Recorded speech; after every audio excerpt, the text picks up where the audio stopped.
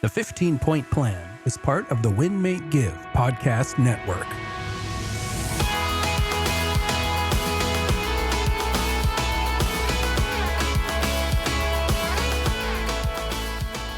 Welcome to the 15-Point Plan podcast. Chad Himes here, joined by the jazzy Jillene Snell. Jillene, how are you today? Hey, what's up? I'm good. Excellent. Folks, warning.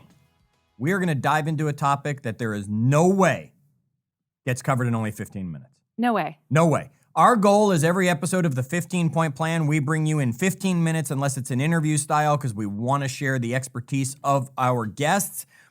We usually come in close to that area. I got a sneaky suspicion we're going to do our best. We're going to go too deep on this one, okay? And that's just because it's a heck of a topic. Jillene, what are we talking about today? We are covering intermittent fasting in hopefully 15 minutes or less. Now, again, there is so much research on this. It's an exciting topic. I was loving every aspect and moment I researched this.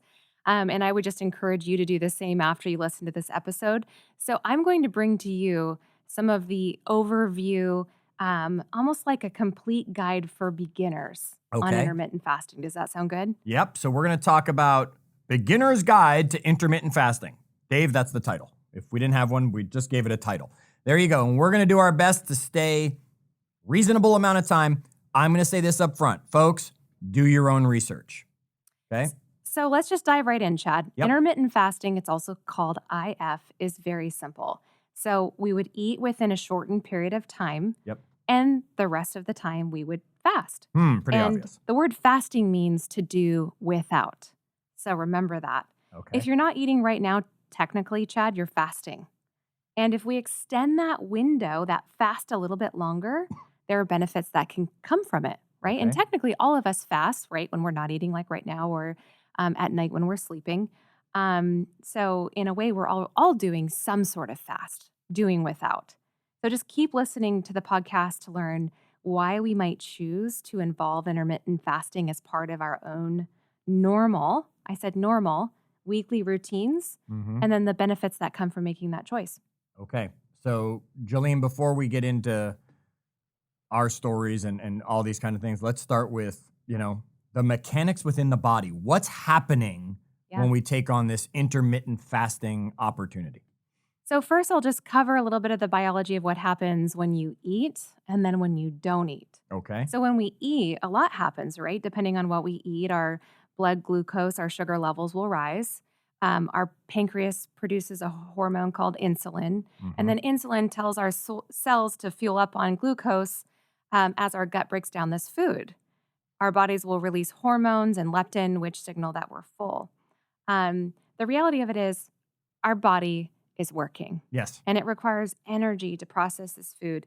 And sometimes our pancreas will have to work overtime the more food that we eat. Okay. And this extra glucose gets stored in the body as fat. So, and obviously that's one of the main primary goals of intermittent fasting is to reduce fat in the body. So intermittent fasting just gives our body this time to reset and take breaks in between meals, which allows our glucose levels to remain stable and these insulin levels to drop as the body has a chance to clean up shop. Okay. So what happens when we don't eat and we fast is those insulin levels drop significantly, right? And the idea of that is to allow them to go down far enough and long enough that we burn off our fat. Right. And then the blood levels of HGH, human growth hormone, increase dramatically, which facilitate fat burning, muscle gain, and numerous benefits. Cellular repair happens, and this really excited me. The body induces important cellular repair processes, such as removing waste material from the cells. I'll talk about this more in a second. Okay. And there are several benefits and changes within genes and molecules related to longevity. So it promotes a longer life. Okay. Now, bear with me now, Chad, because there's this word. It's called autophagy. And that's a tough one. Yeah, it's gained a ton of attention by researchers in the health industry. Okay. I know everyone's on Google right now throwing that word in. They can't even spell it. Forget the autophagy. Yeah, right. Simply put, Autophagy is the body's way of cleaning out damaged cells that we were just talking about in order to regenerate newer, healthier cells like those mitochondria powerhouse cells. Yes. So you can see why the concept is so popular, because cancers start from some sort of defective cell, right? Yep. And the body should start to recognize and remove those cells, often using this autophagic process. Oh, that's a good one. And that's why it's, in part, a very, very popular idea within intermittent fasting. So that's sort of the biology of it, Chad. And I think it's important to understand what takes place in the body Okay. so that you can then understand the benefits of it and then make a choice of what's right for you. Okay, so Jillene, let's get into, now that we all know that, and some of us are rewinding to re-listen to some of that and catch some of that again. And I got to admit, I now owe Jillene $20 because she got the word right on the podcast.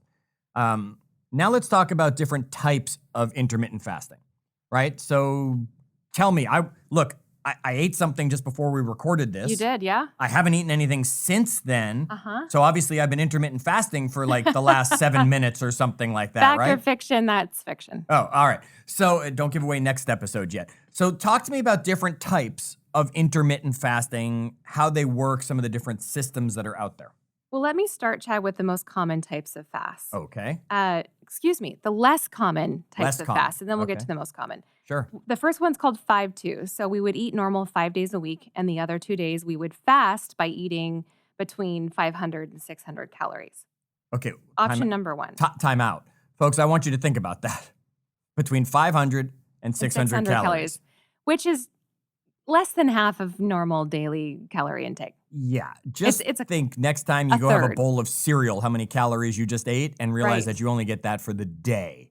Yeah, see, Okay. I like to have a big spoonful of peanut butter. Mm. And when I've looked at how many calories are just in that one spoonful, I'm like, wow, that's an entire meal, right? Yes. You've just had portion control over your serving size. There you Mhm. go. Okay, give me So- another type. Second is alternate day fasting. So we Okay. would fast every other day and eat normally on the non-fasting days. So you go a whole day of not eating, and then you eat the next day, and then a whole day of not eating. Hey, it's a whole day of not having to think about what you're going to prepare, buy it, spend time on it, right? God bless You those just get who to are doing eliminate that that out of your day. one. All right. So another one is having just one meal a day. This is also known as the snake diet. Okay. By eating once a day, and you eat all of your daily calories in just one meal a day and then fast the rest of the day. Yeah, I know this one is OMAD. That's 1 meal a day. It's OMAD. Okay, OMAD. God bless those of you who are doing it. A friend of mine, Jeremy, is living by the OMAD plan, and that's how he gets through every day. He has dinner with his family and doesn't eat the rest of the day. Sure. God bless It him. works for a portion of the population. Yep. So, and that's why it's on this list, right? Yep. So the most common types of fasting are the ones where we eat all of our daily calories within a shortened period of time, Okay. typically like a 6 to 8 hour window, Chad, Got it. and then fast, do without for the rest of the time. Yep. So this could look like, on the lower end, 12 hours on, 12 hours off. That's got to be pretty easy. Come on. That's like you go from 6 in the morning with Yep. breakfast to 6 at night for dinner, and then just don't eat and go to sleep. It's a really good starting point, yeah, Okay. because 8 to 10 of those hours, if you love to sleep, could be actually fasting, right? Okay. And then 14 hours fasting, 10 eating window, Okay. 16 hours fasting, 8 eating window, Yep. and then on the higher end, 18 and 6. So Okay. 18 hours of fasting, 6 hours of an eating window. So one of the commitments we made when we launched the 15-point plan, other than keeping our episodes to a certain time, and we've already warned you on this one, but one of the things that we made as a commitment was Jillene and I said we were going to live the 15-point plan, and we weren't going to tell you anything that we're not doing. Right. So Jillene, a few episodes back, everybody scroll back 4 or 5 episodes, I don't know exactly off the top of my head right now, we interviewed Jackson Bloor, Coach Action Jackson from Tonal. Remember that one? He's amazing. Yeah. And when we finished that, I messaged him and we got into a conversation, and he challenged me to join his no pack to 6-pack coaching program. Right. It is a 16-week program that at the time of recording, I'm only just starting. I'm 3 days into it. But one of the things Coach Jackson has us do is a 16-8. So I was not a believer of intermittent fasting. Right. I was very against it from all the stuff I have learned that it's pace yourself, eat throughout the day. And this is coming from Chad, who is very disciplined with his eating habits. He Oh, yeah. actually measures every single thing that he eats, and it's previously prepared. And he was not buying the concept, right, of intermittent Not of fasting. intermittent but now fasting. you're doing. So what has it done for you in the first 3 days? I've lost 3 pounds in 3 days. Wow. I mean, part of it is also Coach Jackson changed my calorie intake. He's changed my macros. So I'm eating different fats, carbs and proteins than I was eating from my last program. And again, that was easy for Nita and I because we already weighed everything, measured everything. We had that discipline. But I'll tell you, it's challenging when I get up at 4 o'clock in the morning, get my 4:30 workout in, finish that around 5:15, and don't eat until 9 o'clock in the morning. But boy, you got to get all that food in. I've had no problem getting the food in. It's interesting. I've watched Nita sit there having trouble getting all that food in just the 8 hours because you've got to get it eaten in that time and then stop eating. And I think this could look so different for everyone. And I think the starting point, which if this is the beginner's guide for fasting, Yep. the starting point is 12-12. And Chad, that's actually where I'm personally starting. Okay, so And- talk to us more about the starting point here, like All you're right, saying. Chad, we're going to first start with this 12-12, right? Okay. This is the basics of fasting. I know you can do better, but I'll start at the 12-12 with you then. Right. Fine. So I get up around 5 in the morning, Okay. right? If I have my first cup of coffee Yep. and maybe a banana at 6, Okay. that means I can eat my calorie range Mhm. between 6 a.m. and 6 p.m., Yes. right? But not eat after 6. So Correct. it just requires a little bit of planning. Sure. Here's the thing, is it doesn't mean that you're eating necessarily any less calories Nope. than before. You are just fitting the same amount of calories into a particular window, like a 12-hour window, Yep. an 8-hour window, a 6-hour window.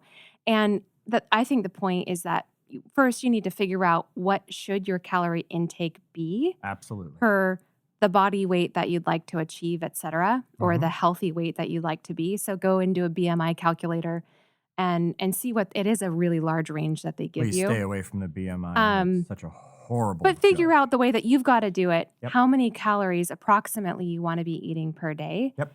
And including, like, you also want to measure that against your exercise, right? Because your exercise counts towards the amount of calories. Absolutely. It might be more. If you're using the Right. MyFitnessPal app, like we've talked about, Right. it asks you right in there, how tall are you? How much do you currently weigh? It asks you how active you are. It will give you a generic area of how many calories you should be taking in a day. So when I think about, if we simplify this and think about this 12-hour window, Mm-hmm. it's not that difficult, right? It's not that different than normal life already. It just might mean I'm eating 2 hours less than normal. This is just a starting point, right? Sure. And the reason I say that's a starting point is because you want to see how your body feels in doing that, in making that small change, Okay. and then maybe look at increasing your window over time. Absolutely. We I'll tell you, haven't- Nita's actually eating more calories in the 8 hours Is than she? she was eating in our previous program where she had as many hours as she wanted to eat. Right. So It doesn't necessarily mean that you are hungry constantly. It doesn't have to mean that. don't change what you eat at first, just change when you eat.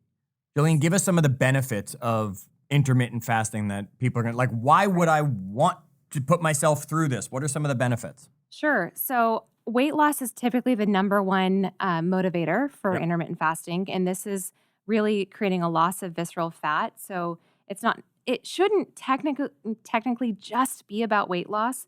It should be about longevity. Okay. And also, when you reduce this fat, it's reducing fat that is surrounding our organs, which basically puts a stronghold around our organs. Okay. And this type of fat can cause higher levels of cancer and obesity. So Got it. lower fat generally equals increased health.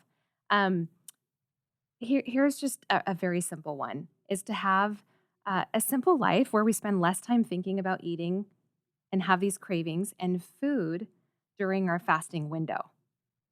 If you say so. Could be. Could be for some people. Could be a benefit. I am thinking Saving a lot more money. about food when I'm not eating it than before. Saving money could be a benefit. Okay. So we snack a lot less, we eat out a lot less, so saving money could be a benefit. Definitely eating out a lot less. Changes in the function of hormones, cells, and genes in a positive way. Okay. That cellular repair we talked about, Yep. cleaning out the old, creating the new. Say the magic word. Autophagy. There you go. Yeah. helps, I just have to say this again, helps clean up everything from proteins to bacteria and maybe even cancer cells that prevent. We're not doctors. We're just telling you what the research says. So it reduces oxidative stress and inflammation in the body. Okay. It's beneficial for heart health, Yep. brain health, like reducing the dementia and Alzheimer's. Yep. And then if we use intermittent fasting, what Okay. the research shows is it appears we're going to have a longer life. It will extend life by decreasing this caloric consumption within these windows. And that's exciting. So it is really an anti-aging technique. These Okay. are some really big benefits. I'm becoming a believer in intermittent fasting. We will keep you up to date on my studies and my research as we go through, and hopefully by the end of this 16-week program, I will have abs like Coach Jackson. We will come back and interview on that, Chad. So let's Okay. put that out there. Let's keep going. Hey, I want to ask you some questions, Chad, because you threw me for a loop on one of our last recordings. Yep. And this is going to be a true or false questionnaire for Chad regarding intermittent fasting and what will or will not break your fast. Okay. Right? I'm going to have to go by what Coach Jackson has taught me. So we might disagree on some of these things, but I haven't done the research yet. Let's go. What's first? Okay. So, and when I talk about fast, we're talking about a strict fast, right? Like my 16/8 that I'm on. Exactly. Yep. So first of all, sucralose. Will it break your fast or no? What? Sucralose. You It's mean found in sugar? sugar. Exactly. Yeah, We'll give a sugar's rise going to in break my glucose. fast. Absolutely, sugar's going to break All right. my fast. It's going to get harder. Don't you worry. I started with the easy one. MCT oil. Will it break your fast or no? You know, I've never taken it. I've never thought about it. I'm going to say it does not break your fast. Wrong, Chad. It will break your fast because it contains a specific type of energy fuel that's used more like a carb than a fat. Got it. That would also include like all avocado oil, coconut oil, butter, ghee, those types of things. Yeah, those definitely would break my fast. All right. Yep. I'm just going to throw you a couple easy ones here. Fats will break your fast. Bone broth will also break your fast, believe it or not, because it contains collagen, amino acids, and fats. Mm-hmm. What about caffeine, Chad? Yes or no? No, not at all. It does not break your fast because I know some of the supplements I'm even taking have caffeine in them. Look out for me on caffeine. I'm going to say maybe on this one. It depends actually on you. Okay. So it depends on the person because if they drink something like coffee, Yep. and they have this Doesn't caffeine break the fast. spike, it also spikes your blood sugar. And when your blood sugar spikes, it can break your fast. Okay. So how do you know is the question, right? Mm. You can take a simple at-home glucometer test Yep. 30 minutes after. I think this would be fun. It's just a little strip. Does it You consist prick your like blood. pricking my finger? You prick, you put a little bit of Not blood happening. on there. It's good. Anything over 95 is most likely that it kicked you out of your fasting state. So before you can get on air and say yes or no, I think you should test. Okay. Right? Then I'll just leave that answer blank. I'm going to throw you another softball. Water does it or not? No, not at all. And actually it helps your fast because it will help move these toxins out of your body during that fasting. I'll give everybody a tip on that too, Jillene, because I've got in front of me sparkling water. Dave and I were talking about this before the episode. It was one of the things Coach Jackson did tip us on. He said it'll become your new best friend because it makes you feel fuller because of the bubbles that are in it, and it does not break the fast. Oh, interesting. That's a great tip. Enjoy some sparkling water. Okay, tea. Does it break your fast? Yes or no? No, because I had some this morning. Typically not herbal teas. Starbucks tea probably will break your fast. Starbucks will Green break tea, yes or no? I'd probably say green tea, yes, but I don't know. I don't drink green tea. So we're going to put this in the coffee category. Depends on how much of a caffeine spike you get. Okay. Black tea, yes or no? No. It will break your fast, apparently, because it's got a higher level of caffeine. Interesting. So supplements. It depends. I take a supplement now that was encouraged to me of a superfood, a green, disgusting, nasty tasting stuff, does not break the fast. Most of them don't, especially if they're herbal or like they're enzymes or vitamins or minerals. Yes. Yep. So branch-chain amino acids don't break fast. They help you feel full. So Jillene, wrap this one up for us on our intermittent fasting. You've done a lot of research on it, shared with everybody here. Take it home. What do you got? Well, I think, first of all, we want to do our own research. And there's a couple people I want to recommend to you. One is, his name is Stephen Cabral, and he is a board-certified doctor of naturopathy.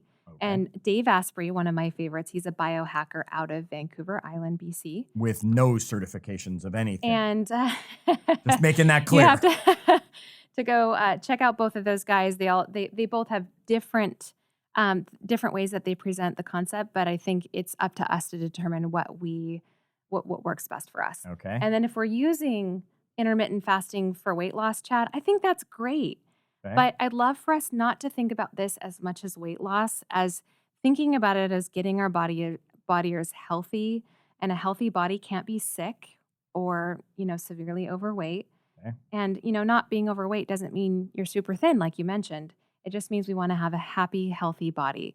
And you can see this longevity piece, this vitality piece. It's a very compelling argument as to why IF may work really, really well for us, depending on, what we choose. And we can start with that 12-12. And here, hopefully soon, we will hear Chad give us some of his feedback on how that's worked for him over time. Yes. And while I do a 16-8, I'm going to convince Jillene to do a 16-8 because she knows she can, because she did the math before the episode. Folks, we want you to come join us in our Facebook group, and we are part of the Win, Make, Give network. So that is facebook.com/groups/Win, Make, Give. And we want you to come tell us, will you do intermittent fasting? And how long will you do? Will you do an OMAD? Will you do a 12-12? Will you come join me with a 16-8? What will you take on for intermittent fasting? Come join us in our Facebook group. Look for the post and let us know how you will participate. We hope this episode ups your energy and takes you to the next level.